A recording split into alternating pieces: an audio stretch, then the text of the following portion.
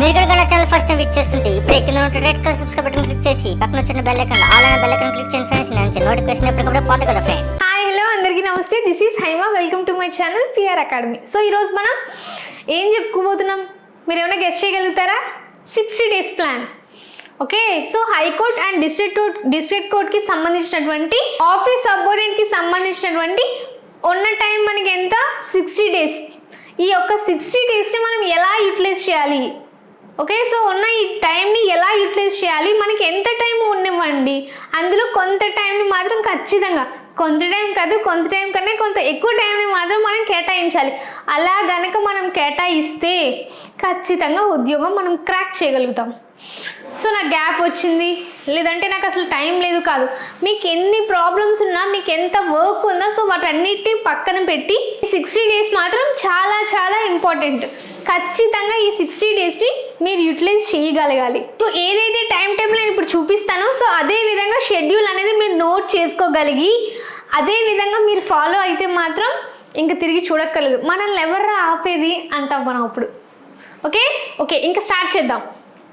So మొత్తం 17 రకాల పోస్టుల్లోని మనం ఆఫీస్ సబార్డినేట్ గురించి ఈరోజు మనం డిస్కస్ చేస్తాం. అయితే ఫస్ట్ మనం తీసుకునేది ఏంటి? టైం. ఓకే, సో టైం ఎంత టైం ఉంటుంది? ఎంత టైం ఉంది మనకి? 60 days. టైం ఎంత ఉంది? 60 days. మనకి ఎగ్జామ్ అనేది ఇంకా ఏప్రిల్ అని అన్నారు. ఓకే, సో ఆ టైంని మనం షెడ్యూల్ అనేది ఇప్పుడు వేసుకోగలిగితే మేబీ ఎగ్జామ్ అనేది ఇంకా ఎక్స్టెండ్ అయితే సో మనకు ప్రాబ్లం లేదు. కానీ ఉన్న ఆ టైంలోనే ఆ 60 daysని మనం ఎలాగ ఒక టైం టేబుల్ వేసి ఒక షెడ్యూల్ వేసి మనం ఎలాగ ప్రిపేర్ అవుతాం. సో ఖచ్చితంగా మనం రెడీగా ఉండాలి. వాళ్ళు ఆల్రెడీ మార్చి నెల గీసారు, ఖచ్చితంగా ఈ టైంలో మీకు ఎగ్జామ్ ఉంటుంది అంటే మనం దానికి ఖచ్చితంగా సిద్ధంగా ఉండాలి. టైం మిగిలితే ఇంకొంచెం మనకు వచ్చింది, సో మనం ప్రిపేర్ అవ్వాలి. అంతేగాని ఇంకొంచెం తక్కువైతే మనం ప్రాబ్లం, అవునా కదా? సో ఆ టైంని మనం యూటిలైజ్ చేసుకోగలగాలి. ఓకే, సో టైం మనకి 60 days ఉంది. ఓకే, అవర్స్ ఎన్ని అవర్స్ ఉంది? సో 60 days అంటే సో టోటల్ మనకి 300 hours. ఎన్ని అవర్స్ అండి? 300 hours. సో 300 hours అంటే అది మన తక్కువ కాదు, చాలా ఎక్కువ. ఎన్నో అద్భుతాలు సృష్టించవచ్చు. 60 days అంటే 300 hours. చూడండి ఎంత టైం ఉందో. ఆ టైంని మనం యూటిలైజ్ చేయాలి. ఓకే, సో నేను ఇప్పుడు ఏదైతే షెడ్యూల్ చెప్తానో సో మీకు అయితే ఇదే టైం ఫాలో అవ్వండి. లేదు అంటే నేను వర్కింగ్ ఉమెన్, లేదంటే నేను ఏదైనా వర్క్ చేస్తాను, లేదంటే నాకు ఫ్యామిలీ ఉంది, సో నాకు చిన్నపిల్లలు ఉన్నారు, సో వాళ్ళందరినీ చూసుకోవాలి. ఆ టైంని వేరే దగ్గర యూటిలైజ్ చేయండి. వాళ్ళు పడుకున్నాకో ఏదో ఒక టైం మనకు దొరుకుతుంది కదా ఆ టైంలో. ఓకే, సో ఫస్ట్ నేను చెప్తాను చూడండి. మార్నింగ్. సో ఓకే, మార్నింగ్ లేస్తారు, లేవగానే 5 to 6, 4:30కి లేస్తారు, కొంచెం ఫ్రెష్ అవుతారు, ఫ్రెష్ అయ్యి 5 to 6 అంటే ఎర్లీ మార్నింగ్ చదివితే కొంచెం మైండ్ అనేది చాలా పీస్ఫుల్గా ఉంటుంది, ఫ్రెష్గా ఉంటుంది. ఎర్లీ మార్నింగ్ మనకి ఏమొస్తాయి? గుడ్ థాట్స్ వస్తాయి, చాలా మైండ్ చాలా పీస్ఫుల్గా ఉంటుంది, మైండ్ అనేది చాలా పీస్ఫుల్గా ఉంటుంది కదా. సో ఆ టైంలో చదివితే మనకి ఎక్కువ గుర్తు ఉంటుంది. రైట్. సో మనకి చిన్నప్పటి నుంచి అమ్మ వాళ్ళు చెప్తూనే ఉంటారు కదా, ఎర్లీ మార్నింగ్ లేచి చదువు, ఎర్లీ మార్నింగ్ లేచి చదువు, ఈ టైంలో చదివితే బాగా గుర్తుంటుంది అని చెప్తారు. ఓకే, సో అలాగా 5 to 6. సో 5 to 6 అంటే మనకి ఇక్కడ 1 hour ఉంది. ఈ 1 hourలో మార్నింగ్ ఎర్లీ మార్నింగ్ బాగుంటుంది. ఇంగ్లీష్కి ఎక్కువ టైం అనేది ఇవ్వాలి. సో ఎగ్జామ్ అనేది ఇంగ్లీష్కి ఎక్కువ ప్రిఫరెన్స్ ఉంటుంది. సో ఎన్ని మార్క్స్ ఉంటుంది? 15 marks. సో మనం ఎర్లీ మార్నింగ్ ఇంగ్లీష్ పెట్టుకుందాం, ఇంగ్లీష్ ప్రిపేర్ అవుదాం. అండ్ నెక్స్ట్ 5 to 6 అయింది. Next 6 to 7. సో 6 to 7 ఇక్కడ 1 hour ఉంటుంది. ఆ టైంలో మనం స్టాటిక్ జీకే. ఇప్పుడు నేను చెప్తుంది ఏంటి అంటే ఎక్కువ వెయిటేజ్ అనేది ఏ సబ్జెక్ట్ ఉంటుందో నేను ఫస్ట్ అవి చెప్తున్నా. Okay, static GK 6 to 7 static GK చదువుతాం. అండ్ నెక్స్ట్ సో 7 అయింది కదా, 7 to 8, 8 to 9, 9 to 10 వరకు మనకి ఏదైనా వర్క్ ఉంటుంది, ఇంట్లో పని ఉంటుంది. సో పిల్లలు ఉంటారు, లేదంటే వర్కింగ్ విమెన్స్ ఉంటారు, సో ఎవరైనా సరే ఉంటారు. సో వాళ్ళకి ఆ టైం మీకు ఉన్నటువంటి పర్సనల్ ఏది ఉంటే అవంతా ఆ టైంలోని మీరు ఆ టైంలో ఫిల్ చేసుకోండి. అండ్ నెక్స్ట్ మళ్ళీ 10 to 11. ఈ 10 to 11లో మనం హిస్టరీ చదువుదాం. 10 to 11 మనకి హిస్టరీ పెట్టుకుందాం. ఓకే, సో హిస్టరీ చదివి అండ్ నెక్స్ట్ 10 to 11 అయింది, మళ్ళీ 11 to 12, 12 to 1 ఏదైనా కుకింగ్ ఉంటుంది, లేదంటే పిల్లలకి బాక్స్ పట్టుకెళ్ళాల్సిన వాళ్ళు ఉంటారు. సో అదంతా ఇంకా నేను ప్రతిదీ ఇంకా చెప్పలేను కానీ సో మీకు వర్క్ ఉంటుంది అంటే అలాగ పూర్తిగా కూర్చొని చదవమల్లే. కొంత టైం మీకు కొంచెంసేపు రిలీఫ్, మళ్ళీ ఇంకా 1 hour, మళ్ళీ కొంచెంసేపు రిలీఫ్, మళ్ళీ 1 hour. సో ఇలాగా. ఓకే, సో 10 to 11 అనేది అయిపోయింది అండ్ నెక్స్ట్ లంచ్ అయిపోయింది.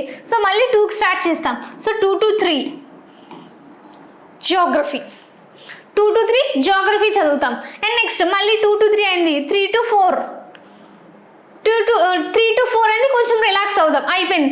మళ్ళీ 4కి స్టార్ట్ చేద్దాం. 4 to 5 ఒకరోజు మనం పాలిటీ చదువుదాం, ఇంకో రోజు ఎకానమీ. అంటే వీటికి వెయిటేజ్ అనేది తక్కువ, మార్క్స్ వెయిటేజ్ అనేది వీటికి తక్కువ ఉంది. సో ఎందుకు తక్కువ ఉంది అది నేను నీకు చూపిస్తాను. ఓకే, సో ఒక్కొక్క రోజు పాలిటీ ఒక రోజు, ఎకానమీ ఒక రోజు. ఇది నేను చెప్పినటువంటి 5 hours. సో ఖచ్చితంగా ఈ డైలీ ఈ 5 hours అనేది ఎంత పనున్నా ఎంత మీకు అవ్వకపోయినా తిండైనా మానేయండి, కానీ ఈ టైం 5 hours నేను ఆల్రెడీ షెడ్యూల్ వేసుకున్నాను. 1 hour అయింది, 2 hour అయింది, 3 hour అయింది, ఇంకా రిమైనింగ్ 2 hours. అంటే మీకు నిద్ర కూడా పట్టకూడదు, నేను ఇంకా చదవాలి, ఇంకా 2 hours నాకు బ్యాలెన్స్ ఉంది. నేను ఈరోజు నేను ఎంత కంప్లీట్ చేయాలనుకుంటున్నాను, సో దాంట్లో ఇంకా 2 hours ఉండిపోయింది, దాన్ని నేను ఎలాగైనా కంప్లీట్ చేయాలి. అదే ధ్యాసలో మీ బాడీలో ఉన్నటువంటి ఒక్కొక్క పాటు నరాల్లోని మీకు ఉన్నటువంటి టైం మాత్రమే గుర్తు రావాలి, మిమ్మల్ని గుర్తు చేస్తుంది అదే.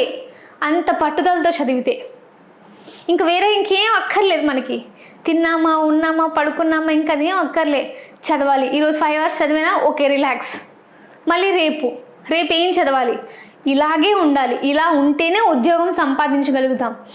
నలుగురు మన వైపు వేలు ఎత్తి చూపారు కదా, ఆ ఒక్కొక్కరికి మనం చూపించాలి మనం ఏంటి అన్నది. ఈ 60 days మనకున్నది, ఈ 60 days, ఈ 60 daysలో మనం ఏంటో మనం ప్రూవ్ చేసుకోవాలి. ఓకే, సో నేను చెప్పినటువంటి టైం 5 hours మనం ఇలా యూటిలైజ్ చేస్తాం. సో నాకు ఇంకా అవ్వదు, నేను వర్కింగ్కి వెళ్తాను. సో మార్నింగ్ 9కి వెళ్తాను, ఈవినింగ్ 6కి వస్తాను. సో మార్నింగ్ ఇక్కడ మనకి సరిపోయింది 5 to 6, 6 to 7. సో తర్వాత రెడీ అవుతాం ఆఫీస్కి, 9కి వెళ్తాం, మళ్ళీ 6కి వస్తాం. 6 to 7 మనం కొంచెం రిలాక్స్ అవుతాం, మళ్ళీ 7 to 8 1 hour చదువుతాం. Okay, 8 to 9 relax. సో 9కి డిన్నర్ చేస్తాం, డిన్నర్ చేసిన తర్వాత మళ్ళీ స్టార్ట్ చేస్తాం. 9 to 10, 10 to 11 బస్ 5 hours కంప్లీట్, పడుకుంపోవడమే. సో ఇక్కడ అవ్వకపోతే అప్పుడు మనం 8 to 9 అండ్ 9 to 10 ఇంకా టైము ఇంకా నాకు ఇక్కడ ఎక్కడే సెట్ అవ్వలేదంటే అప్పుడు 10 to 11 ఇలా షిఫ్ట్ అనేది మార్చుకుంటూ ఉండాలి. కానీ ఖచ్చితంగా ఏదేమైనా 5 hours మాత్రం పక్కా. 5 hours మనకి ఖచ్చితంగా ఏదేమైనా సరే 5 hours నేను చదవాలి ఖచ్చితంగా. ఇక్కడ మనం ఎక్కడ లైక్ గోడ పైన కానీ ఏదో ఒక వాల్ పైన మనం స్టిక్ చేసుకొని ఉంచుకోవాలి. నేను 5 hours ఇవాళ ఎంతసేపు చదివాను. సో ఇలాగా. ఓకే, సో ఇక్కడ నేను మార్క్స్ వెయిటేజ్ అనేది రెండింటికి ఎందుకు ఇచ్చాను, ఓకే, సో అది ఇప్పుడు మనం తెలుసుకుందాం. టోటల్ పర్ డే, సో రోజుకి ఎన్ని గంటలు, 5 గంటలు. 5 గంటలు మనం చదవాలి. ఓకే, సో టోటల్ ఎన్ని అవర్స్, 300 hours. ఈ 300 hoursని మనం షెడ్యూల్ అనేది వేసుకున్నాం. ఒక్కొక్క సబ్జెక్ట్కి ఎన్ని hours అనేది మనం టైం కేటాయించాలి అన్నది ఇప్పుడు తెలుసుకుందాం. సో ఫస్ట్ ఇండియన్ హిస్టరీకి మనం 25 hours వేసుకోవాలి. 25 hours మనం ప్రిపేర్ అవ్వాలి. Okay, and next polity, so పాలిటీకి 20 hours. And Indian geography, so Indian జోగ్రఫీకి 25 hours. అండ్ నెక్స్ట్ ఇండియన్ ఎకానమీకి 15 hours. స్టాటిక్ జీకేకి 30 hours. And current affairs 15 hours. And English 30 hours. So total 160 hours. మన యాప్ ఉంది, మన యాప్లో కోర్స్ ఉంది, ఫుల్ కోర్స్. అంటే ఒక్కొక్క దానికి అవన్నీ రికార్డెడ్ క్లాసెస్. అంటే మనం క్లాస్ అనేది వింటూ దానికి రన్నింగ్ నోట్స్ అనేది మనం నోట్ చేసుకోవాలి. ఓకే, సో అయితే ఇక్కడ నేను చూడండి, ఇక్కడ హిస్టరీకి మీరు 25 hours రాశారు, మరి ఎకానమీకి ఎందుకు 15 hours రాశారు, ఓకే, కరెంట్ అఫైర్స్కి ఎందుకు 15 రాశారు, పాలిటీకి ఎందుకు 20 మార్క్స్ రాశారు, 20 hours రాశారు అంటే ఇప్పుడు నేను మీకు చూపిస్తాను చూడండి. సో ఎందుకు అలా రాశాను అంటే ఇక్కడ చూడండి, ఇండియన్ హిస్టరీ ఎన్ని మార్క్స్కి వస్తుంది, 5 marks. ఇండియన్ హిస్టరీ నుంచి ఎన్ని క్వశ్చన్స్ వస్తాయి, 5 questions అనేవి వస్తాయి, 5 marks. And polity 3 marks, Geography 5 marks, economy 2 marks, GK 10 marks, and current affairs 5 marks. So total ఎన్ని మార్క్స్? 30 మార్క్స్. జీకే నుంచి కేవలం 30 మార్క్స్. సో 30 మార్క్స్ అనేది వెయిటేజ్ అనేది మనకి ఇక్కడ తెలుస్తుంది. ఎందుకు మనం ఒక్కొక్క సబ్జెక్ట్కి వెయిటేజ్ అనేది ఎందుకు ఇచ్చాం అనేది ఇప్పుడు మనకు అర్థమైందా? ఎక్కువ దేనికి పెట్టారు మేడం అని మీకు డౌట్ రావచ్చు, మరి కొన్ని వాటికి పెట్టలేదు అని. సో ఇప్పుడు మీకు అర్థమైందా ఎందుకు నేను వెయిటేజ్ అనేది ఎందుకు ఎక్కువ హార్స్ అనేది పెంచాను, కొన్నిటికి తక్కువ హార్స్ అనేది ఎందుకు పెంచాను మీకు అర్థమైందా ఇప్పుడు? So this is the reason. Okay, and ఇప్పుడు మనం జీకే తెలుసుకున్నాం, మరి ఇంగ్లీష్ కూడా తెలుసుకోవాలి కదా. ఇంగ్లీష్, సో ఇంగ్లీష్లో వొకాబులరీ పార్ట్ ఉంటుంది, అలాగే గ్రామర్ ఉంటుంది. అయితే ఈ వొకాబులరీ పార్ట్లో సినోనిమ్స్, సో సినోనిమ్స్ నుంచి 5 మార్క్స్. ఓకే, అండ్ యాంటోనిమ్స్ నుంచి 2 మార్క్స్ వస్తున్నాయి. And spellings 4 marks. సో మనం synonyms, antonyms, spellings, so synonyms, antonyms మనం ప్రిపేర్ అయితే అందులో స్పెల్లింగ్స్ అనేది కవర్ అవుతుంది. సో వెయిటేజ్ చూసారా, దానికి 5 మార్క్స్ అండ్ యాంటోనిమ్స్ 2 మార్క్స్, స్పెల్లింగ్స్కి 4 మార్క్స్. సో టోటల్ 11 మార్క్స్ అయింది. Okay, vocabulary part 11 marks. ఇంకా నెక్స్ట్ గ్రామర్. సో గ్రామర్కి ఎన్ని మార్క్స్? 4 మార్క్స్. సో ఏం చదవాలి? సెంటెన్స్. సో ఇందులో మనం ప్రిపేర్ అవ్వాల్సిన ఏంటి? Part of speech, tenses, articles and prepositions. So ఇవి లింకప్ వర్డ్స్ మనం ఆల్రెడీ చెప్పుకున్నాం లాస్ట్ వీడియోలో కదా. సో ఇవి మనం ఖచ్చితంగా ప్రిపేర్ అయితే ఇంగ్లీష్లోని నెక్స్ట్ ఇవి మనం చేయగలుగుతామని. వెయిటేజ్ అనేది తెలిసిందా? సో మొత్తం 15 మార్క్స్. సరిపోయిందా? మనం దీనికి ఎన్ని అవర్స్ తీసుకున్నాం? 30 అవర్స్. ఎన్ని అవర్స్ తీసుకున్నాం మనం? 30 అవర్స్. సరిపోయింది కదా. ఇప్పుడు అంటే మార్క్స్ వెయిటేజ్ అనేది పెరుగుతూనే కొద్దీ మనం టైం అనేది కూడా ఎక్కువ కేటాయిస్తూ ఉండాలి. ఇప్పుడు అర్థమైంది కదా. So total 160 hours. అంటే ఇప్పుడు ఈ యొక్క 300 అవర్స్లోని 160 అవర్స్ పోయింది. అండ్ ఇప్పుడు 160 అవర్స్ చేసాం, ఇంకా రిమైనింగ్ ఉంది, మరొక 60 అవర్స్ ఉంది. 60 అవర్స్లో మనం రన్నింగ్ నోట్స్ రాసుకొని ఇవన్నీ ప్రిపేర్ అవుతాం. సో ప్రిపేర్ అయిన తర్వాత మనం బిట్స్ చేస్తాం కదా, బిట్స్, ప్రాక్టీస్ బిట్స్. సో వాటికి 60 hours bits, 60 hours. So total ఎంత అయింది? 220 అవర్స్. ఎన్ని అవర్స్? 220 అవర్స్ అనేది మన 300 అవర్స్లోని 220 అవర్స్ అనేది పోయింది. ఇంకా రిమైనింగ్ ఎంత ఉంది? 80 అవర్స్ ఉంది. ఇంకా మన చేతిలో ఎంత ఉంది? 80 అవర్స్. సో గుర్తుపెట్టుకోండి, 160 అవర్స్ మనం ఇలాగే చదవాలి. ఇలా ఈ అన్ని సబ్జెక్టులు మనం కంప్లీట్ చేసి ఆ యొక్క రికార్డెడ్ క్లాసెస్ పైన మనం రన్నింగ్ నోట్స్ అనేది నోట్ చేసుకోవాలి. ఎందుకు నేను అది ఎందుకు యూస్ అవుతుంది అనేది నేను మీకు తర్వాత చెప్తాను. సో 6 అవర్స్ అయింది. ఓకే, బిట్స్కి. So total 220. And next 80 hours. 80 hours అనేది మనం ఫస్ట్ దీన్ని ఒక 3 పార్ట్స్గా డివైడ్ చేద్దాం. 30 అవర్స్ ఒక దగ్గర, 30 అవర్స్ ఒక దగ్గర, 20 అవర్స్. ఇలా 3 పార్ట్స్గా చేసుకున్నాం. ఎన్ని? ఈ 80 అవర్స్ని. ఈ 80 అవర్స్ని మనం 3 పార్ట్స్గా డివైడ్ చేసాం. ఇందులోని ఈ 30 అవర్స్ మనం ఏం చేద్దాం? సో ఈ 30 అవర్స్ మనం ఏం చేద్దాం? రివిజన్ చేద్దాం. సో ఈ 30 అవర్స్ మనం రివిజన్. సో దేని రివిజన్? ఆల్రెడీ మనం ఇక్కడ ప్రిపేర్ అయ్యాం, క్లాసెస్ అన్నీ విన్నాం. సో వాటిపైన మనం రన్నింగ్ నోట్స్ ప్రిపేర్ చేసుకున్నాం, దాన్ని మనం రివిజన్ చేస్తాం. ఇక్కడ అంతా గుర్తుంటుందా? ఇందులో కొంతైనా గుర్తుంటుందా? ఆ ఉన్న కొంతని ఇక్కడ మళ్ళీ రివిజన్ చేస్తాం. ఈ 30 అవర్స్ అనేది రివిజన్ కవులుతుంది. ఇప్పుడు ఇంకా 30 అవర్స్ ఉంది. ఈ 30 అవర్స్ మనం ఏం చేస్తాం? ఇంపార్టెంట్ టాపిక్స్ ఉంటాయా? ఫర్ ఎగ్జాంపుల్ స్టాటిక్ జీకే ఎక్కువ ప్రాధాన్యత ఉంటుందా? Okay, and English. So English ఎన్ని మార్క్స్? 15 మార్క్స్. అందులోని గ్రామర్ ఉంది, వొకాబులరీ ఉంది. వొకాబులరీకి ఎక్కువ ఇంపార్టెన్స్ ఉంది కదా, అది ప్రిపేర్ అవుతాం. కరెంట్ అఫైర్స్, సో వాటిపైన ఎక్కువ ఫోకస్ చేయాలి. And history. సో ఇలా కొన్ని సబ్జెక్ట్స్ ఉన్నాయి కదా, వాటిలో ఎక్కువ ఇంపార్టెన్స్ అయితే ఉంటాయి కదా. సో వాటిని మనం మళ్ళీ ఇక్కడ ఇంపార్టెంట్ టాపిక్. సో ఆ 30 అవర్స్ అనేది మనం దానికి కేటాయించాలి. ఓకే, అర్థమైందా?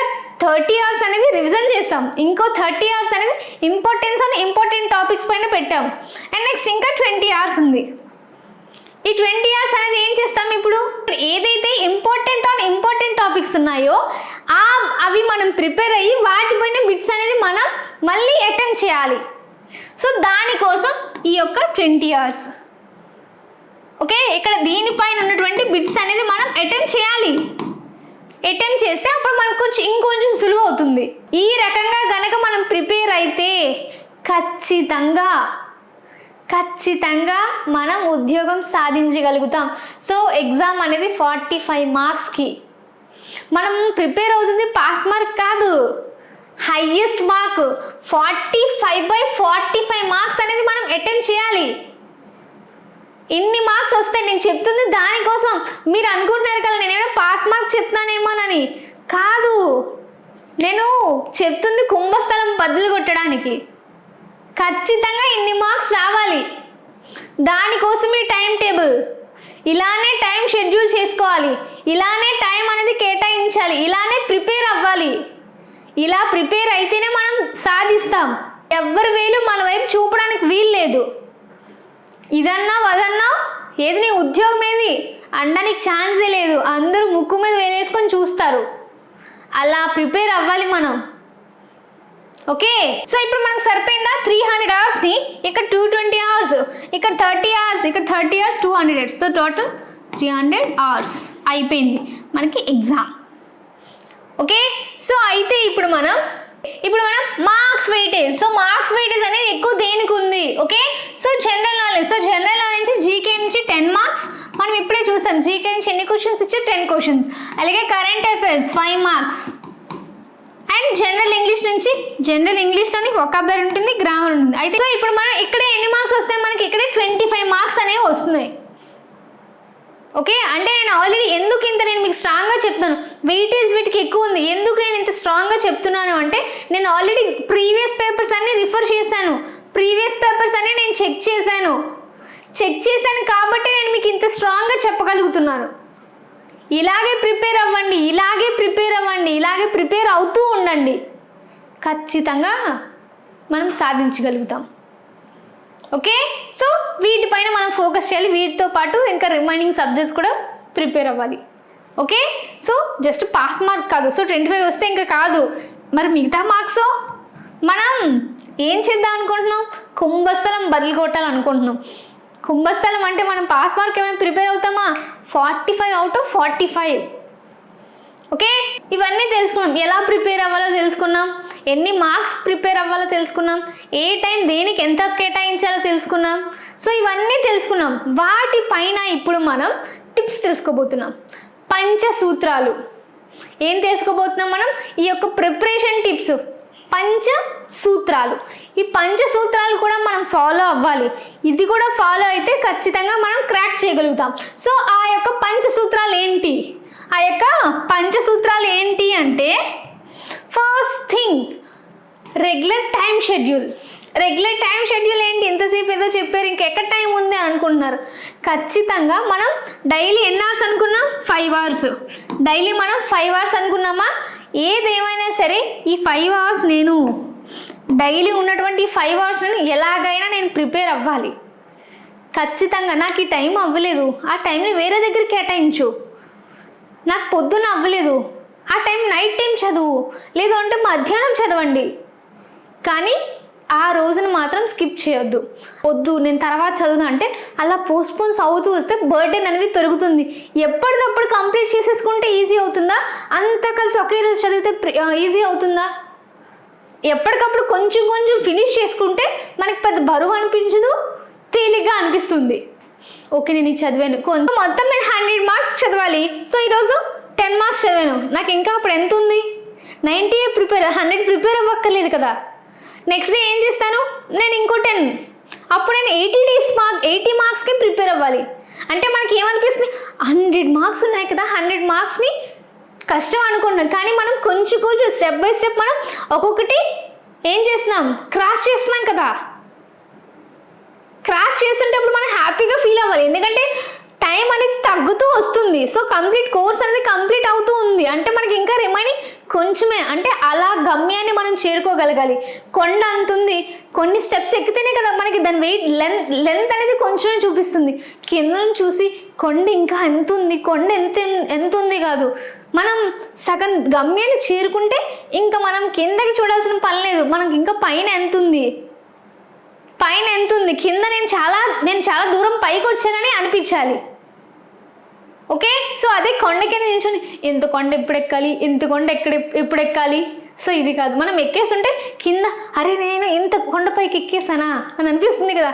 సో అలా, అంతేకాని దాన్ని షెడ్యూల్ పోస్ట్పోన్ కానీ దయచేసి వేసుకోవద్దు.